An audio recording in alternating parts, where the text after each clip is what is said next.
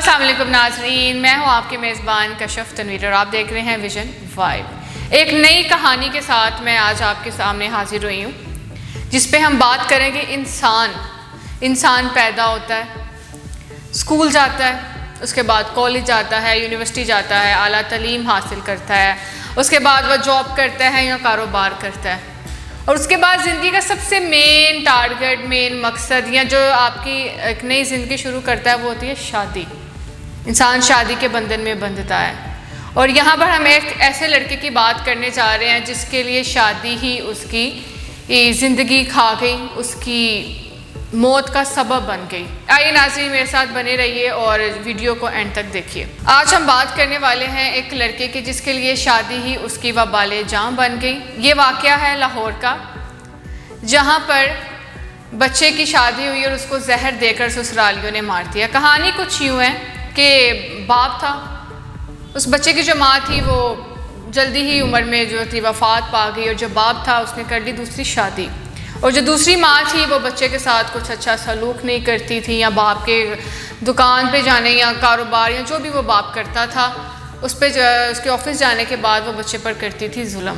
क्या वो उसको खाने को नहीं देती थी, या वो उसको किस तरह से भी उस पर जुल्म जबर करती थी, लफ्ज़ों से करती थी या फिर मारती थी या जो भी था। खैर, बात यह है कि बच्चा हुआ कुछ 17-18 साल का, तो बाप की अपनी दुकान थी, तो वो बाप के साथ दुकान पर बैठता था।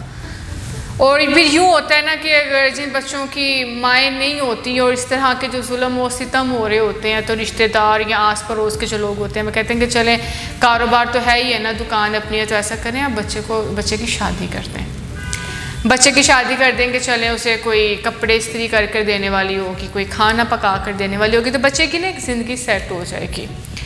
इसी चीज़ को मद्देनज़र रखते हुए बाप ने फैसला किया कि वो अपने बेटे की शादी कर देगा। कुछ महीनों के बाद, कुछ 3 से 4 महीनों के बाद उस बच्चे की शादी हुई। एक अच्छी फैमिली चल रही थी, मियाँ बीवी में छोटी मोटी अनबन चलती रहती है, आम सी बात है। लेकिन उस बच्चे के फिर हुए 2 बच्चे थे, उस लड़के के आगे से 2 बच्चे हुए, और कुछ 3-3.5 साल बाद मियाँ बीवी में कोई बहस छिड़ी, कोई अनबन हुई, लड़ाई झगड़ा हुआ, जिससे वो जो लड़की थी वो अपनी माँ बाप के घर चली गई, अपने मेके चली गई। ठीक है, मेके चली गई, और 1 महीने से 2 महीना हो गया था कि अभी तक उनकी कोई सुलह सफाई नहीं हुई थी। यहाँ से कोई नहीं गया था, वहाँ से भी कोई नहीं आया था। अल्लाह जाने, इंसान को नहीं पता लगता कि वो क्या कर रहा है, क्या सोच रहा है। और यूं ही हुआ कि 1 से 2 महीने के बाद जो है लड़के के ससुराल वालों ने, मतलब लड़की वालों ने जो है कि लड़के के बाप को फ़ोन किया कि आप ऐसा करें कि आप अपने बच्चे को भेजें, आकर वो हमारी बेटी को ले जाए, सुलह सफाई करवाते हैं।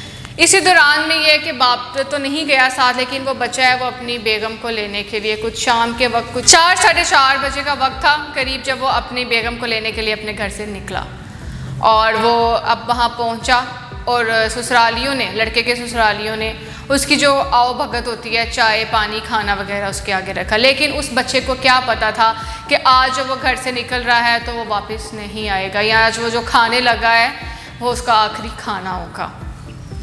ससुरालियों ने क्या किया कि जो खाना उस लड़के ने खाना था उसके अंदर उन्होंने जहर मिला दिया, और इस कदर जहरीला था कि वो खाते साथ जब वो अंदर गया तो वो मौके पर ही बच्चा अपनी जान से हाथ धो बैठा। ससुरालियों ने दिया अपने दामाद को जहर और वो मौके पर मर गया। बात यह है कि बेहिसी किस कदर है लोगों में कि उन्हें इस चीज़ का भी एहसास नहीं हुआ, या इससे कौन से मसले हल हो जाते हैं। इंसान में खौफ खुदा ही नहीं है कि आप किसी की जान ले रहे हैं, और जान लेने के बाद, जहर देने के बाद लड़की के बाप ने लड़के के बाप को फ़ोन किया।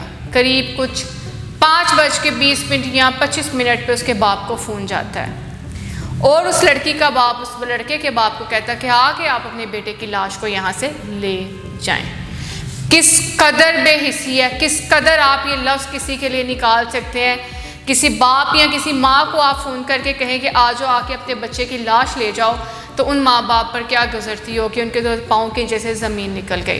खैर, वो लोग उसको जहर देने के बाद, उसके बाप को फ़ोन करने के बाद वो सारे घर वाले अपने घर से हो गए फ़रार, और वह बच्चे की जवान बच्चे की लाश वहीं पर रही। उसका बाप आया, उसके कुछ रिश्तेदार आए, उन्होंने लाश को वहाँ से उठाया और वो चले गए। खुदारा माँ बाप का काम है कि वो अपनी औलाद के साथ शफ़क़त से, मोहब्बत से पेश आएँ। जब आपके बच्चे गैरों के हाथ में जाते हैं तो फिर यही अंजाम होता है। शादी इंसान का हक़ है, वो शादी करे, लेकिन उसका ये काम है कि वो अपने बच्चों को खुद लुक आफ्टर करे। आप अपने बच्चे, औरत जो है अगर वो शादी करती है तो वो अपने दूसरे खावन पे डिपेंडेंट ना करे, और जब मर्द दूसरी शादी करता है तो वो अपने बच्चों को दूसरी औरत या दूसरी माँ पर जो है डिपेंड ना करे।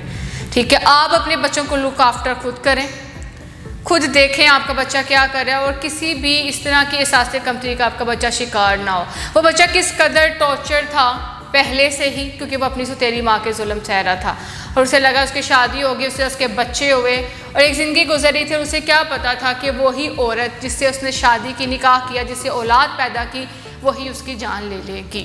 और अगर हैरानगी की बात या समझ नहीं आता इसको क्या कहा जाए कि अगर आपने अलैदगी ही करवानी है या आपने कुछ भी करना है तो आप डिवोर्स का सहारा भी तो ले सकते हैं ना। अदालतें किस लिए होती हैं? आप वहाँ जाएं, आप उन्हें कहें आप डिवोर्स लें, ना कि आप किसी की जान ले लें, किसी का कत्ल कर दें।